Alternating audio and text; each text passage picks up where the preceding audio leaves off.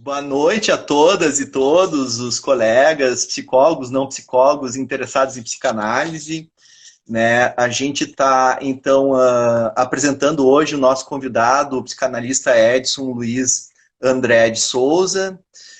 Ele é analista membro da Associação Psicanalítica de Porto Alegre. Ele tem graduação em psicologia pela PUC, tem doutorado e pós-doutorado pela Universidade de Paris 7. Ele é professor titular do Instituto de Psicologia da URGS, professor visitante da Deakin University, Melbourne, também do Instituto de Estudos Críticos do México, de Paul University, em Chicago, e é autor, entre outros, de um texto chamado Uma Invenção da Utopia, editada pela Lume, em São Paulo, certo?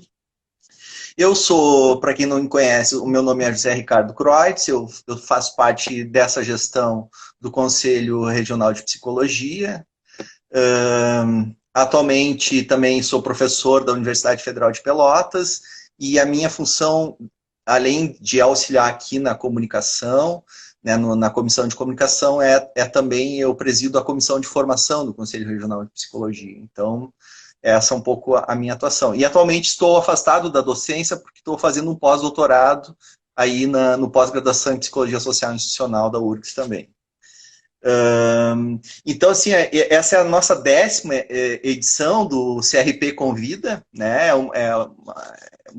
É para nós um aniversário importante, né? Que surge nesse processo assim de aproximação com a categoria em período de pandemia, né? Mas, enfim, nós temos um título bastante instigante, né? E bastante... assim, acho que ele é um respiro que nós estamos precisando, sabe?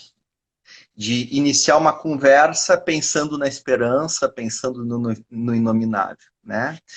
E eu inicio essa conversa dizendo uma frase que eu também tenho escutado do professor Edson, em alguns lugares onde eu escuto, que todo convite a uma conversa é uma esperança, certo? Pois ele indica a possibilidade de sentido para abrir espaço para outras vidas, né? Então, eu acho que esse é um pouco do tom, né, da conversa que a gente está iniciando aqui, professor. Então, é com muita alegria que a gente te recebe e assim, nesse tom de conversa de espaço para outras vidas que a gente está pensando em conversar. E aí, assim, como metodologia, eu pensei o seguinte, eu articulei algumas questões, até conversando anteriormente contigo, que nós vamos tratar hoje à noite, que dá conta do tema da nossa conversa, assim, e eu acho que pode ter um momento em que a gente abre para as pessoas que estão aqui nos participando, que já são 106 participantes, né? Já temos um bom número de participantes, e a gente pode fazer algum destaque a partir de alguma questão que os participantes vão falar também, né? E para isso a gente tem o suporte que está nos bastidores, que vai nos ajudar aqui pelo WhatsApp também para as questões, né? E aí a gente vai tentando articular, fazer uma pausa, né, nas questões, na nossa conversa, para tentar dar conta dessa conversa com os espectadores, tá? Então, assim, inicialmente, Edson, assim, pensar o inominável que dá título à nossa conversa, né? A gente sabe que as palavras não brotam, mas estamos arrebatados por audições e visões que matam, que fazem morrer, que nos traumatizam de alguma forma, né? Nós aqui estamos afirmando, na nossa gestão do CRP, uma defesa intransigente dos direitos humanos, da democracia, da laicidade, do antirracismo, da liberdade no cuidado, mas nos vimos arrebatados por uma espécie de tsunami necropolítico que nos deixa perplexos, né? Sabemos que os governos autoritários que nos governos autoritários, os primeiros ataques se dão na cultura. Mas nesse caso, né? Nesse caso, além de nos faltar palavras ao vermos uma secretária de cultura, atriz, rindo e cantando marchinhas do período da ditadura, também nos faltam palavras quando o ministro da Educação não respeita as decisões democráticas das universidades públicas e nomeia reitores. Também um governo que se posiciona contra o Fundeb, né, que agora, sabe, com muita luta e batalha a gente conseguiu derrubar, mas enfim, né, são posições e são, né, situações, né, que arrebatam, né, e que também nos faltam palavras com uma espécie de não ministro, né, da saúde que vira as costas para a pandemia, né, naturalizando práticas como kits de ivermectina e cloroquina com verba pública, sabe, né, como é o caso de Itajaí, né, e ao invés de práticas de cuidado com os cuidadores na linha de frente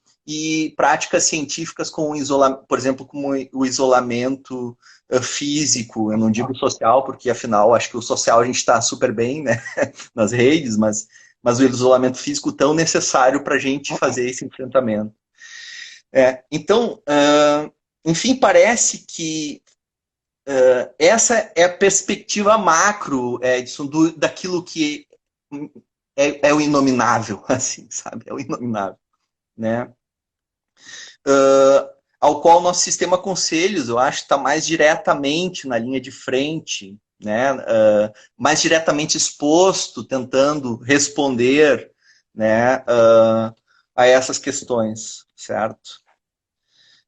Buscando talvez dar nomes, né? Dar sentido às práticas psi nesse lugar. Esse é o lugar um pouco que o sistema conselho se engendra, né? Por outro lado, me parece, Edson, que há sinais, há indícios, talvez, né, de que qualquer coisa de rebelde, de esperança, se aponta em alguns singelos movimentos no campo social. E aí eu te pergunto, para começar a nossa conversa, né? Qual a sua percepção a esse respeito? Qual o trauma?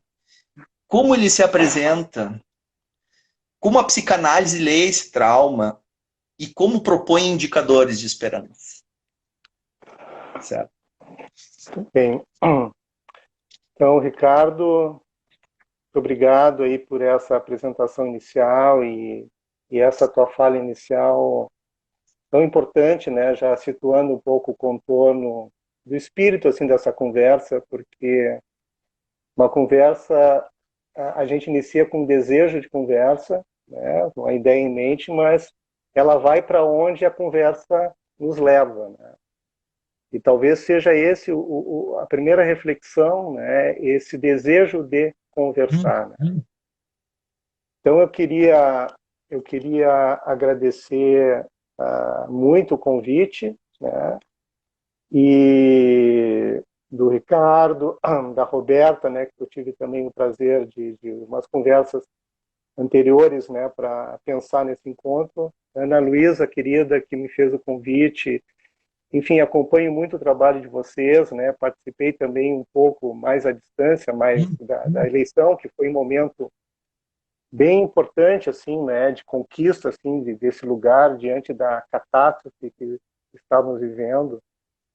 E eu acho que, enfim, esses pontos que tu levantas já nos colocam já algumas ideias iniciais. Bom, e queria também dar as boas-vindas, uma boa noite a todas e todos, né, que estão aqui nos escutando, ou seja, uma conversa ampliada. Infelizmente, não pode estar todos, né, em torno de uma mesa, né, espero que a gente possa recuperar esses espaços.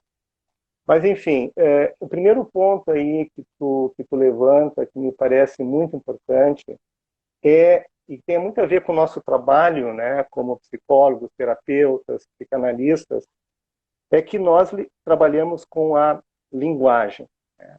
Vou dizer algo que aparentemente é óbvio, mas no momento que a gente está vivendo, e que tu, né, descrevesse aí muito bem e rapidamente esse cenário inimaginável, trágico, em que, com todas essas ações de morte, de necropolítica, né, de destruição, o que a gente está vendo também no fundo de tudo isso é uma destruição da linguagem, né? Ou seja, estamos vivendo um espaço onde, na medida em que se esvazia o lugar da linguagem, né, da palavra, do simbólico, nós entramos no campo da violência, né? E isso é vivido por todos nós de uma maneira explícita. E isso que é o assustador, né? Ou seja, essa política e esse governo foram eleitos, né? Enfim, tem uma série de circunstâncias que a gente não vai entrar aqui, mas com essas pautas muito claras, né? E eu acho que isso é o preocupante, né? No sentido de a gente entender o que faz com que esse país, né, que vive uma história de esquecimento, né, dos traumas que já vivemos, né, seja uma história de esquecimento e que de alguma maneira faz com que, na medida em que a gente não ponha o dedo assim nesses traumas, eles se repetem, né? Isso a gente sabe muito bem. Então esse título do Inominável, né, que a gente, enfim, foi um pouco uma construção conjunta nossa, né? Ele remete, para quem não conhece, alguns de vocês talvez saibam, a um texto do Beckett, né, de Samuel Beckett, um outro contexto, né, mas eu acho que a gente está, de alguma maneira, recuperando esse termo para a situação que a gente vive. O Beckett tem um texto que se chama o Inominável, e eu gostaria só de trazer duas frases que ele diz nesse texto maravilhoso, que é justamente esse impasse, né, entre buscar a palavra, vamos pensar assim, para o horror, né? Um pouco na imagem ali do Joseph Conrad, né, do Coração das Trevas, né, que termina justamente com o horror. O Beck, em dado momento, diz: na minha vida houve três coisas: a impossibilidade de falar, a impossibilidade de me calar e a solidão física. Eu acho que esse é o impasse que estamos vivendo, e eu acho que cada um que está aqui assistindo e pensando, de se perguntar que lugar e como está se posicionando diante de tudo isso, né?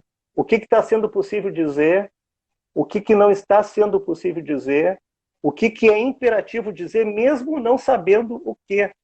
E por isso que eu aceitei esse convite para essa conversa, nesse espírito. É uma conversa difícil, né?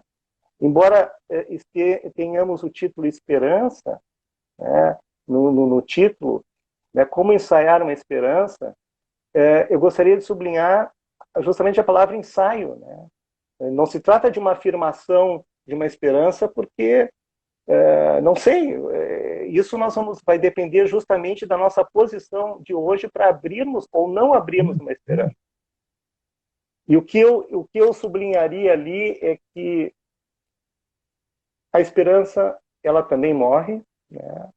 Mas a nossa responsabilidade, né, como profissionais, como cidadãos, é minimamente também entender por que ela morre. Ou seja, eu acho que a gente consegue recuperar alguma potência de esperança quando a gente se aproxima, né, da ferida e tenta entender as razões, né, desse ferimento. E, para finalizar esse primeiro momento, assim, né, quando tu sublinhas ali essa ideia da cultura, acho bem importante, né, porque, enfim, aquela reunião catastrófica e, ao mesmo tempo, tão transparente, a gente pôde perceber que nós estamos no império da estupidez, né? E eu acho que essa palavra é importante, a estupidez, né? Porque a estupidez, só para a gente voltar a essa questão da linguagem, para dizer de uma maneira muito simples, é o grito, né? É a vociferação, é esse discurso sem conteúdo, sem palavra, né? É um discurso de ódio, enfim, que a gente está vendo, né, a todo momento, e que de alguma maneira, aparentemente, é uma linguagem esvaziada de linguagem, né? De palavra, né? Então, é importante isso que tu mencionasses, porque a cultura, e vamos pegar ali como mote, é o exercício da preservação da linguagem, das significações, da derivação de sentidos, das perguntas, do espaço do não saber, do desejo de saber, né? E os governos totalitários, né, a gente sabe no Brasil, nesse momento de uma maneira absurda, mas em outros momentos da história, atacam imediatamente a cultura. Porque a cultura é o espaço justamente dessa experimentação, e tu lembrasse bem ali, Ricardo, também da revolta, né? Porque toda manifestação de cultura, toda manifestação de linguagem é uma proposição de linguagem, e muitas vezes no sentido de uma contracorrente, de propor novas linguagens, né? De propor novos espaços de habitação da língua. Enfim, isso que nós estamos perdendo, e o nosso trabalho, né? E aí eu também trabalho de vocês aí no conselho com tudo, as ações, é justamente perceber o quão importante é a escuta nesse momento, né? A gente tem muita pressa em saber, em ter verdades e certezas, né? E o que a gente vê hoje, justamente essa violência desses políticos, dessas pessoas que têm as suas certezas e nos impõem goela abaixo. Então, vamos escutar, né? Vamos ouvir. A gente tem ouvido o sofrimento das pessoas, né? Essa situação de extremo desamparo. E eu acho que esse é um caminho, assim, a partir de uma escuta, de uma posição de pergunta: o que está acontecendo? Eu não sei também, nós estamos aqui conversando. Eu acho que é um momento de se permitir perguntar e entender, né, um pouco, cada um de nós, uma contribuição do que está se passando nesse país. Exatamente, ótimo. E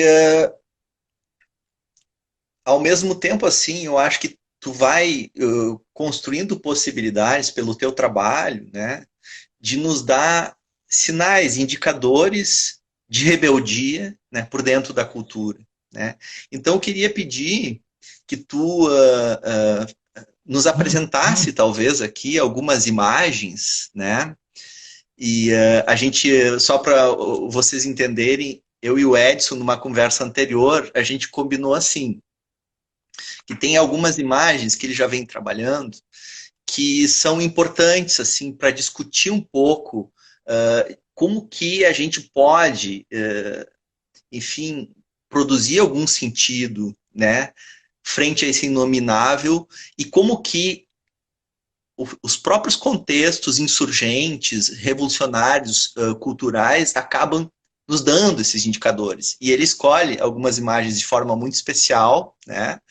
E aí eu vou tentar fazer uma apresentação aqui dessas imagens, que eu fiz uma impressão, e aí ele vai talvez podendo discorrer sobre elas e sobre sua apresentação.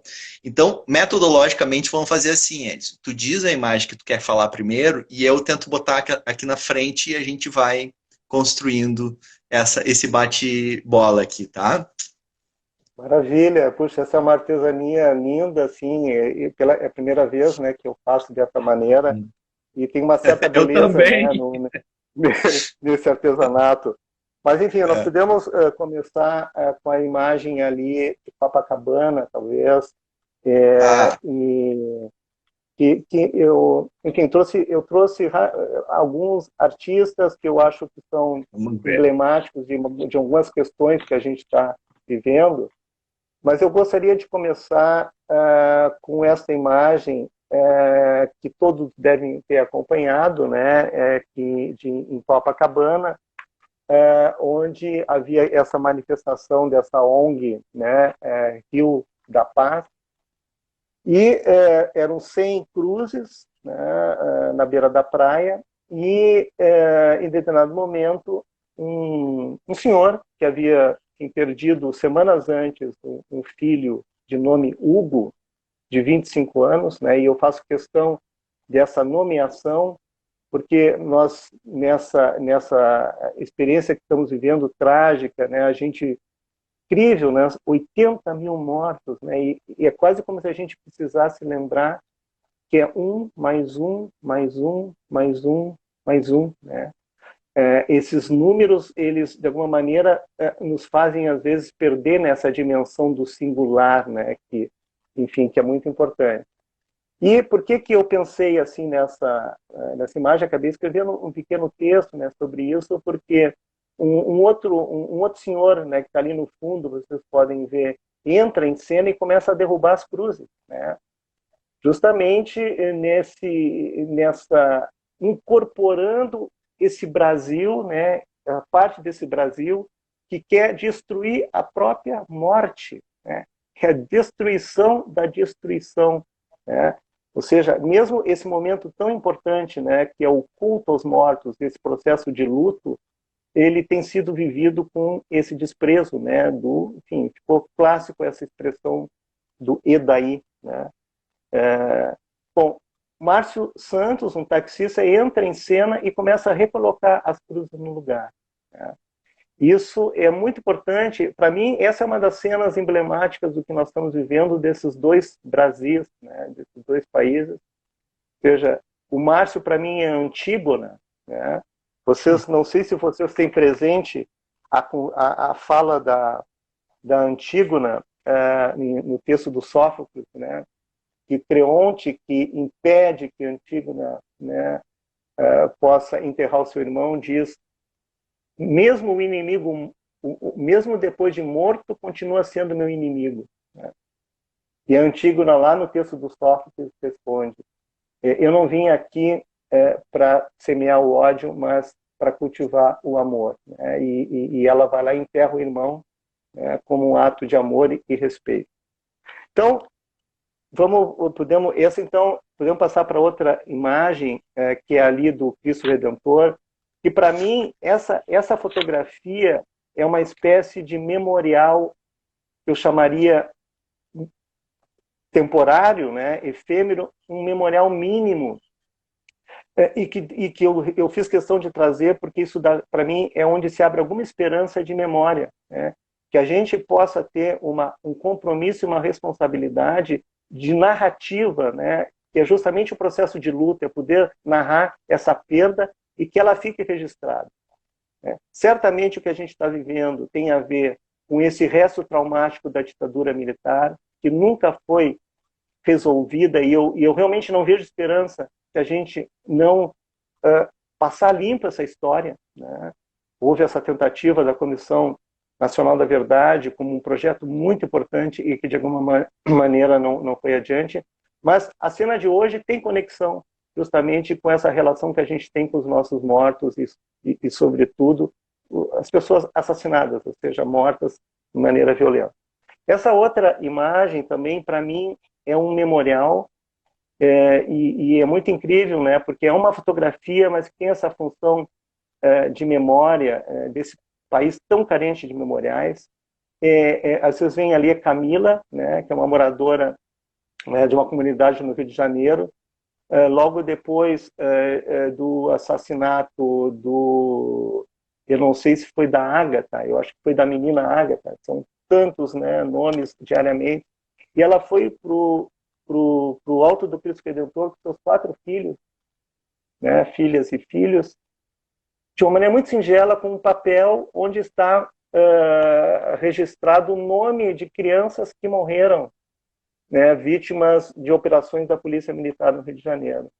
O que é muito incrível e comovente nessa imagem é que está ali no fundo, não sei se vocês conseguem ver, e o Ricardo fez uma cópia muito boa, né, na impressora dele, o Cristo Redentor de costas, né, estão de costas, e esse nublado, né, dar as costas para esse monumento, e depois talvez a gente vá falar um pouquinho sobre os monumentos, e o verdadeiro monumento, né, da dor está aqui nas costas do Cristo. Então, para mim, isso é um ato de memória, de luto, de rebeldia também, de tomar a palavra, né, da importância desse momento de a gente não silenciar. Muita gente diz, eu não tenho que dizer, é muito difícil dizer, me sinto, né, completamente paralisado, mas justamente é a hora que a gente tem que dizer, para lembrar o Beckett, né, é impossível dizer, mas é impossível calar.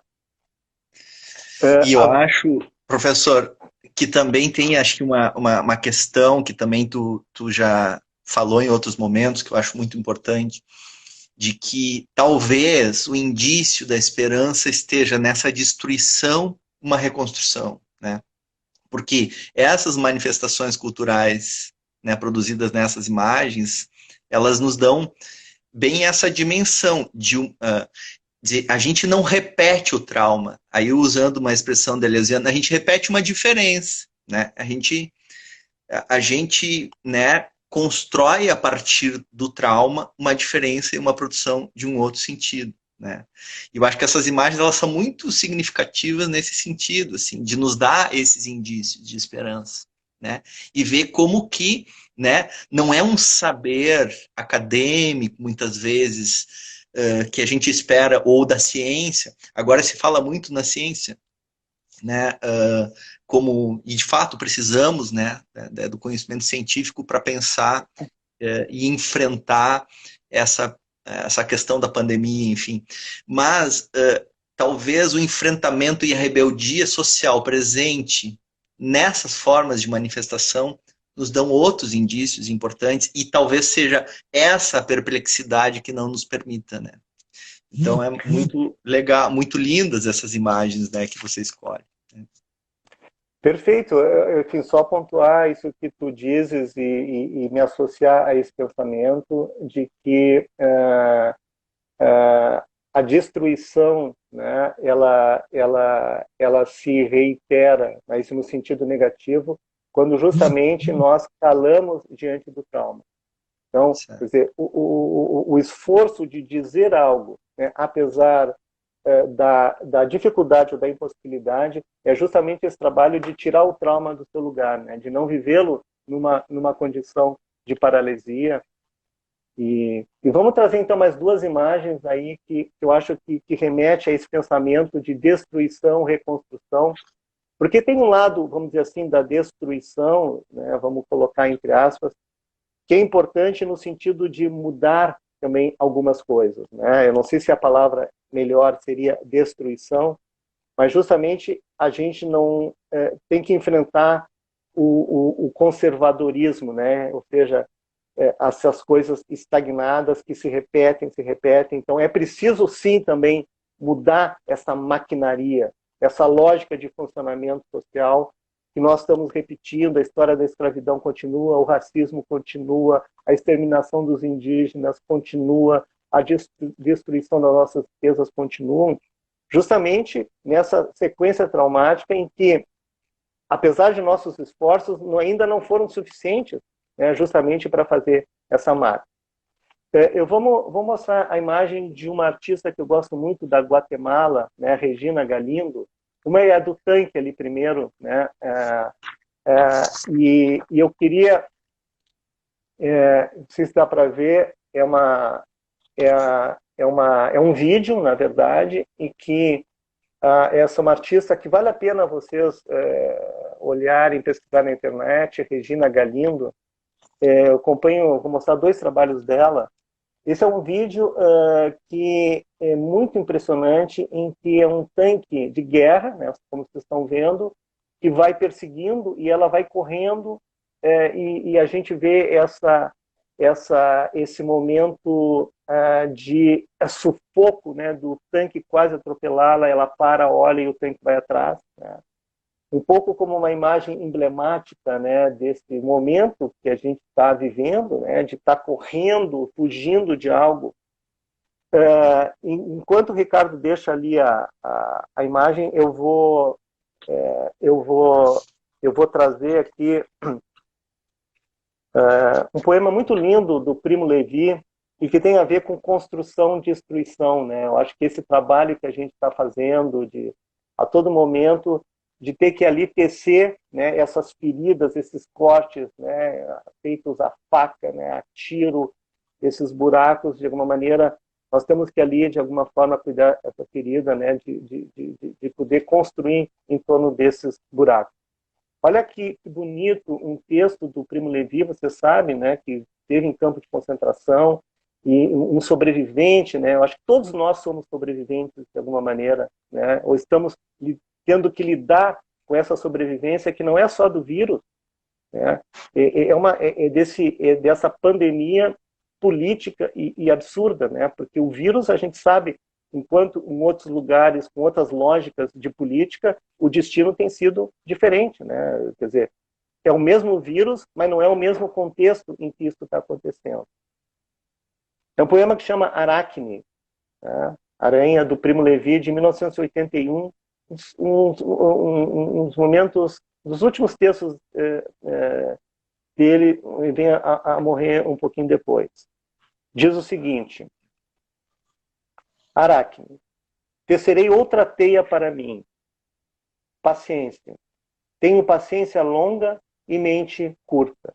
8 pernas e 100 olhos, mas 1000 tetas fieiras. E não me apraz o jejum e gosto de moscas e machos, repousarei 4 dias, 7, intocado em meu buraco, até sentir meu abdômen grávido, de bom fio viscoso reluzente. E tecerei outra teia, conforme aquela que você rasgou, passante, conforme ao projeto impresso na fita mínima de minha memória. Perfeito. E isso é muito lindo, né? É justamente esse trabalho de reconstrução que nós estamos todos tentando fazer. Essa conversa é isso, é sempre tentando um tecido de encontro, né? De algo ali que justamente possa nos dar um lugar e um abrigo. Certo. Então, assim, só para contrapor a imagem ali da Galindo, podia botar aquela imagem da Praça Tiananmen, do tanque de guerra, não sei se... Sim.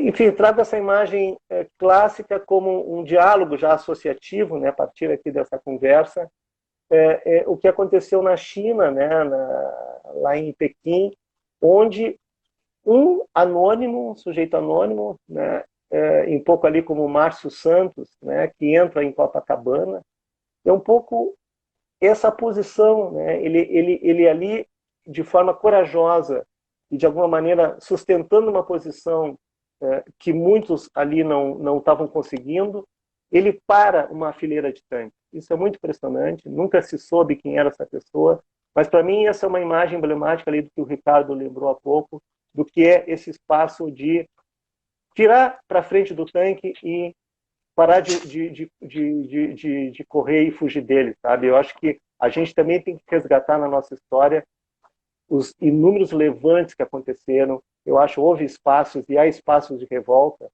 E, por vezes, a gente tem que se lembrar também dessas forças que estão ali, às vezes, tímidas, mas é com essa lembrança da história também que a gente pode ativar movimentos de resistência e de luta, né? Ou seja, tem a ver com a ideia de utopia também, é recuperar algumas experiências bem-sucedidas, mesmo que parciais. Nós não podemos só nos alimentar da catástrofe do discurso dos poderosos e dos ditadores e dos fascistas, né, que nos impõem essa ideia de fracasso, de medo, de impossibilidade.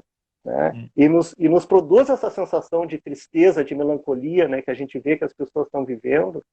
Então não se trata de um otimismo ingênuo, de uma esperança ingênua, mas de uma esperança crítica, ou até diria, né, como diz o Walter Benjamin, um pessimismo militante. Né?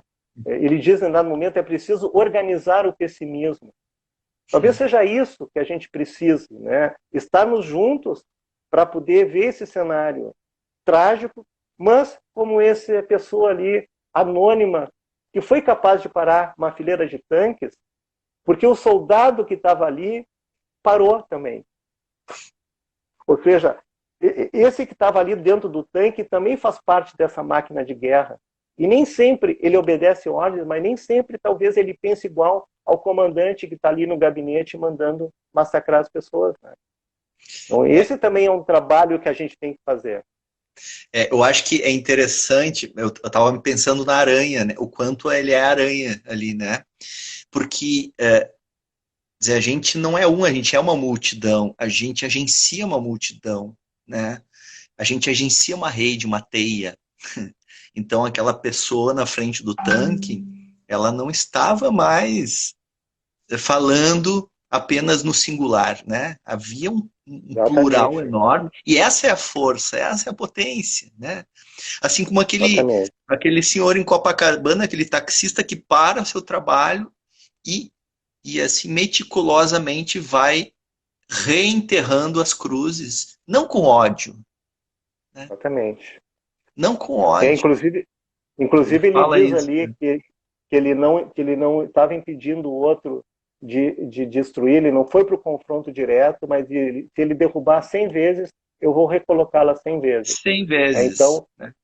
é justamente esse trabalho ali de ir em direção à vida, é uma escolha muito clara, né? Uhum. Como aquele nosso amigo haitiano em Brasília, que fez calar o Bolsonaro, para mim foi um outro personagem muito admirável. Ele foi a primeira pessoa que foi ali naquele núcleo, né, dos admiradores, né, aquela servidão voluntária, e peitou o Bolsonaro e ele se calou. Aquilo também é esse homem anônimo e, como tu diz muito bem, nos representou ali, né? Tomou Isso. lugar de palavra, né? Ele é a própria legião, né? A legião é uma Sim, coisa, né, que divide, mas ao que mesmo tempo agrega uma multidão. Né? Eu gosto um pouco dessa imagem. E eu estava pensando que talvez frente ao inominável, a gente ainda está muito no campo da perplexidade, né? Mas assim, para a gente chegar na compreensão da complexidade, né, tem, tem um caminho do perplexo para o implexo, né, para a implicação, né, até chegar na ideia do complexo. Né, entende? Porque o complexo ele nos dá talvez a possibilidade de a gente compreender isso. E a gente está no perplexo. E eu vejo em cada um desses movimentos, né, e são movimentos de linguagem, de produção de linguagem, né? Sem dúvida nenhuma, de produção de sentido. Então, né, essa possibilidade de a gente superar a perplexidade. Né? Essas pessoas superaram a perplexidade, né? E eu acho que assim, o campo progressista às vezes tem esse problema, ele fica muito no campo da perplexidade, da indignação, né? De que eu faço, né? Até da paralisia. E eu me incluo nessa, entende? Eu acho que assim, no campo intelectual também muito isso, assim, parece que as coisas não saem da perplexidade, né? muito Então, acho que isso é bonito importante, isso. sabe? É. É. Muito bonito isso que tu trazes, Ricardo, porque nessa perplexidade ali justamente há uma paralisia, né? É aquele olhar que te paralisa, né? De alguma maneira, às vezes, é um sofrimento que tem uma certa dimensão, enfim, talvez seja delicado dizer isso, mas às vezes de um sofrimento que tu te habitua, te acostuma, e esse convite aí que tu sublinhaste muito bem, né, para poder, no fundo é o ato, né, ir em relação ao agir, né. Hum. Isso tem a ver com a política, né, entrar na cena política, se responsabilizar. Vamos falar de uma palavra muito importante, e que muita gente esquece. E eu vejo se há alguma esperança de mudança efetiva é essa palavra, que é solidariedade. Tá. Ou seja, o que implica solidariedade? É se implicar uma causa do outro, sabe? É ir em direção ao outro, parar de olhar só para o seu próprio umbigo, né? Ou seja, no seu espaço, às vezes protegido. E é essa dimensão de encontro e que tem a ver com atitudes efetivas, né? E que eu acho que eu só vejo uma mudança social, e isso a nível de grandes movimentos, se a gente puder realmente, aí vou usar a tua palavra, né, entrar na complexidade, entender a complexidade da solidariedade na história, né, na política nos desafios, né, que coloca. E o solidário morre também, né? Me lembrei daquela Sim, outra imagem que se falou, né? Dos 80 tiros, né? assim, Do assim, músico, aquele que foi assassinado no Rio com sua família no domingo, e um passante ali foi tentar salvar o filho e morreu, né? Porque foi solidário. Então, assim, nada é fácil, né? é fácil. Foram 257 tiros, né? Claro, ficou conhecido como dos 80 tiros. E Sim. essa lembrança tua, o nome dele é Luciano Macedo, era um catador, né? Uma pessoa que recolhia. E é muito incrível, né? Porque ele, ali, quando matam o Luciano, né? Claro, o Evandro também, ali no carro, mas mata o Luciano, que foi menos mencionado, e legal que tu trouxesse a imagem dele.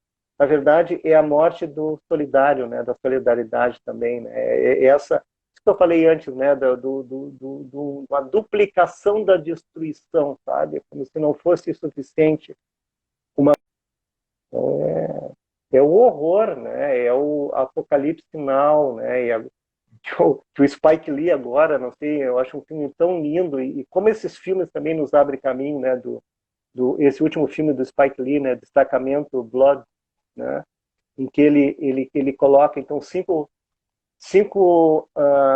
soldados negros. Inclusive ele muda o roteiro original, né? E o roteiro original eram 5 soldados brancos que voltavam para o Vietnã. É muito impressionante o filme. É uma releitura do Apocalipse Now, mas que tem a ver um pouco com isso, né? Ou seja, poder entender seu lugar no mundo, né? Ou seja, eles se perguntaram que guerra é essa? O que nós estamos fazendo aqui no Vietnã, enquanto os negros também estão sendo massacrados nos Estados Unidos, né? Tem passagens ali muito, muito ricas. Assim. Então, nesse momento, a arte, né, Ricardo, ela nos dá esses elementos narrativos, né, muito importante, não é a distração, mas é a implicação. Né? Cada filme que eu vejo, né, cada obra de arte como essa, elas tentam me ajudar a ler o meu tempo, o meu presente, e me apontar aí, vamos dizer assim, trazer essa complexidade. Eu acho que essas leituras, esses trabalhos, nos colocam inevitavelmente diante da complexidade. Não Certo. preciso entender tudo, mas eu posso ali, de repente, né, começar a me perguntar, né? O que é isso que eu estou vendo? De que isso diz? De onde que vem isso? Para onde que isso vai? É. Então, assim, ó, Edson, para nós tentar um pouco cumprir nossa organização, eu vou pontuar algumas falas aqui, né? E aí a gente vai tentar criar uma interlocução com esses invisíveis queridos afetivos que a gente gosta de conversar mesmo, né, na rede. Eu sempre tento imaginar quem são essas pessoas e eu muitas vezes consigo. Eu gosto disso. Mas assim, tem um primeiro destaque aqui, né, de que o inominável como um anônimo, né? E veja que a gente falou assim né, do sentido da rebeldia, da utopia, da rebeldia, da negação, né, como também esse lugar do anônimo, né, desse lugar da pessoa que às vezes está invisibilizada. Esse é o revolucionário, não é? Esse é o cara que faz a revolução, pô, né? Interessante, então, acho que foi bem pontuado isso. Né? Aí outro falou Sim. só fazer um bloquinho, não sei, queres comentar? Ah, Quer tá. comentar? Não, não, faz um bloquinho e eu faço rapidamente um comentário.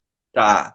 Aí o Rafael Braz fala que achou muito legal a escolha do texto, seguir o texto do Beckett, né? Hum. E seguir reconstruindo e tecendo novas teias.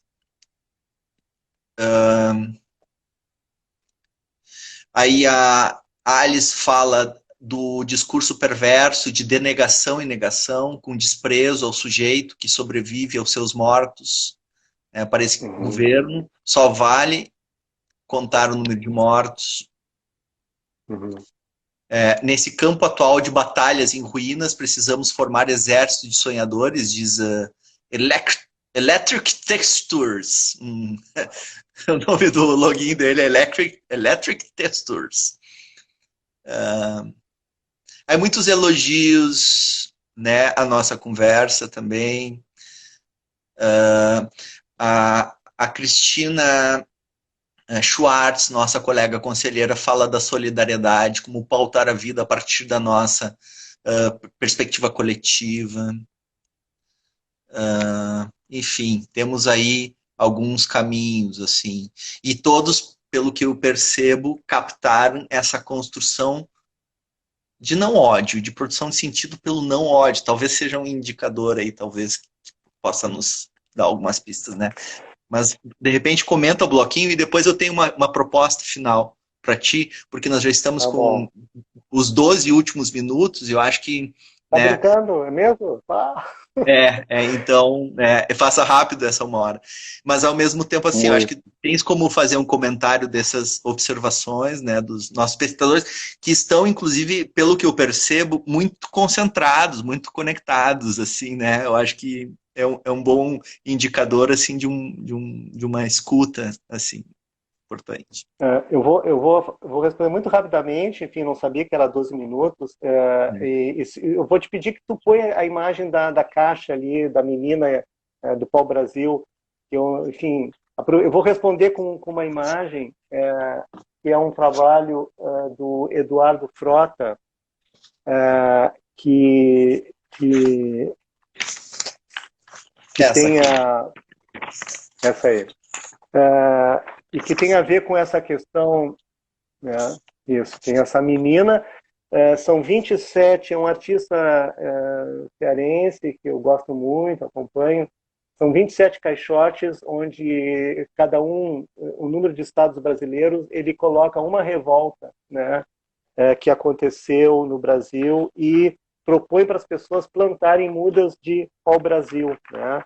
Então, ali vocês têm a revolta dos Tupinambás, da Inconfidência Mineira, dos Canudos, a revolta dos Palmares, a passeata dos 100 mil, enfim. Mas isso para dizer que ali, por exemplo, essa menina, eu achei muito legal essa observação do inominável como anônimo, porque a gente pode pensar que o anônimo não é o sem nome, né? Veja, o anônimo é esse singular que, de alguma maneira, acolhe todos os nomes. Então, agradeço muito essa observação, que é a ideia desse singular que faz coletivo, né? Eu acho que o Ricardo também tocou nisso. Rafael, um abraço, obrigado por estar aí assistindo e pelo teu comentário. E essa ideia do sonho justamente, eu acho que essa é a perspectiva que talvez a maior derrota é a gente abrir mão e anestesiar os nossos sonhos, né? Eu acho que o direito de sonhar precisa estar presente, né? E sem ele nós não vamos mudar nada, né? Eu sei que é uma época de pesadelos, né? Mas o sonho é reativar o desejo, né, de mudança que nós tanto precisamos. Não sei se isso vai ser possível para a nossa geração, mas, enfim, a gente precisa acreditar, né, que, como essa menina, a gente tem que lembrar dessas revoltas que fizeram história e, de alguma maneira, né, honrar esse passado, essa história. E para a Cristina também um abraço grande. Eu acho que, né, também acompanho, né, acho que atos solidários têm sido feitos, né, eu acho que vocês também aí do Conselho têm ativado muito essas redes, e aí talvez tenha uma esperança, né, a gente viu muitas manifestações pequenas e singelas, às vezes de uma pessoa anônima, né, e recolhendo doações, né, esse cuidado aí em pessoas que estão em situações muito desamparo. Nós temos uma rede grande aí solidária e isso não é pouca coisa, né? Eu acho que essa é uma aposta aí que a gente tem que fazer e, enfim, nós temos sim força, mas precisamos de alguma maneira organizar essa força, né? Organizar esse pessimismo para que, enfim, o cenário mude. Então, é isso assim, finalizando, temos 8 minutos, dá para conversar ainda um pouquinho.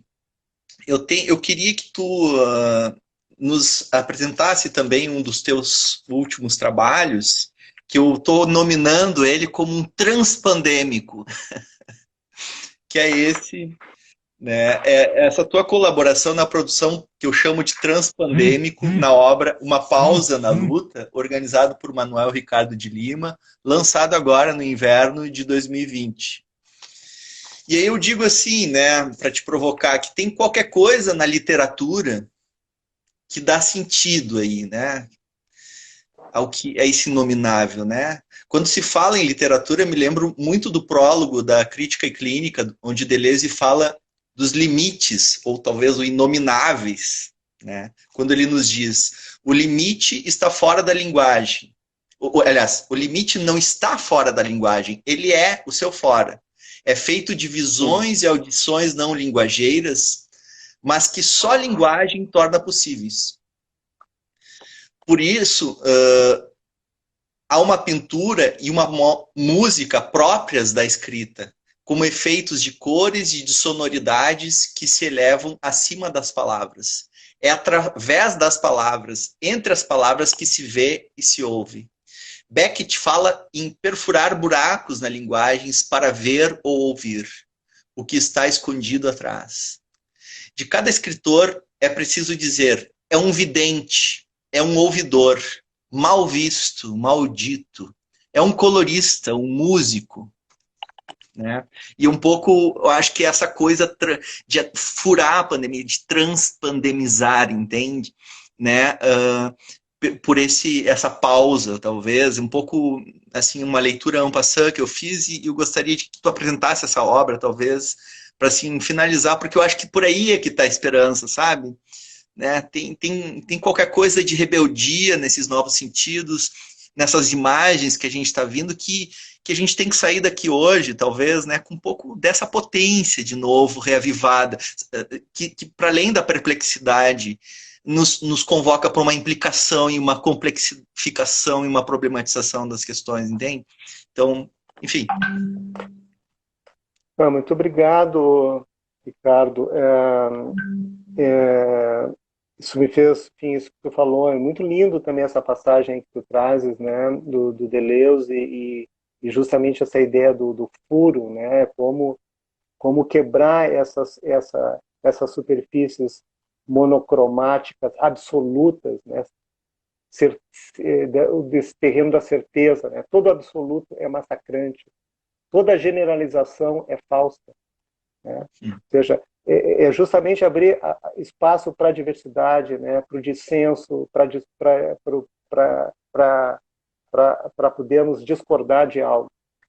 Então, e lembrarmos que a gente tem inconsciente, né?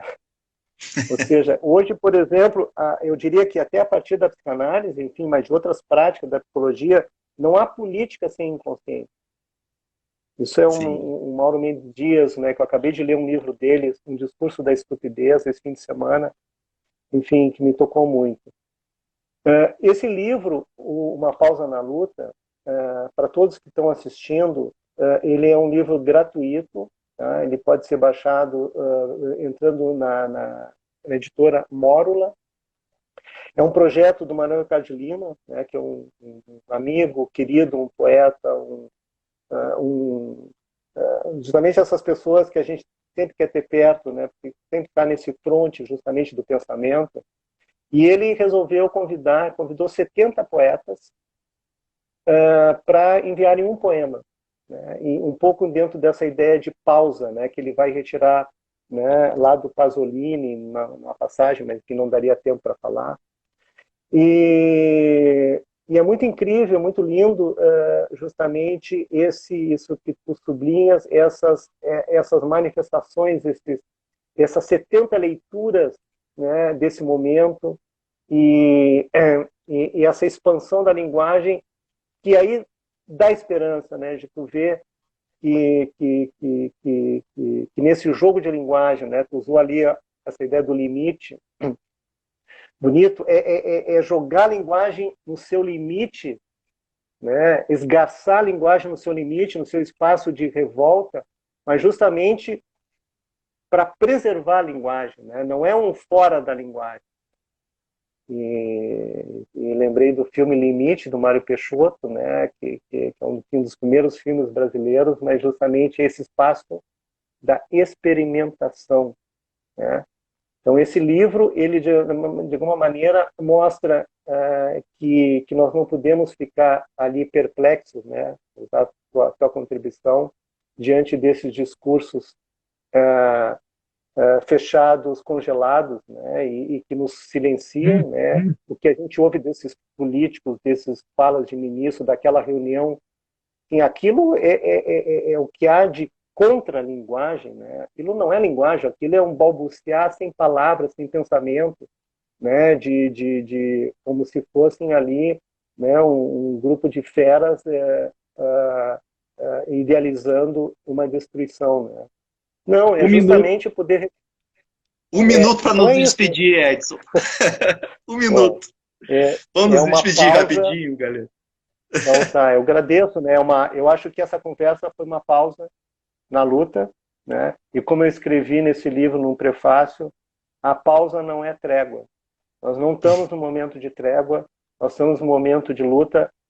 Parabéns a vocês, agradeço, né? Eu acho que esses espaços, né, que o Conselho Regional de Psicologia do Rio Grande do Sul tem aberto são fundamentais e, enfim, que a gente possa aí reunir, né, nossas forças, nossas esperanças, nossos sonhos, né, nossas utopias, por mais difícil que seja, mas eu acho que essa nós não podemos nos entregar passivamente, né? A gente, enfim, queremos viver e vamos em frente. Né?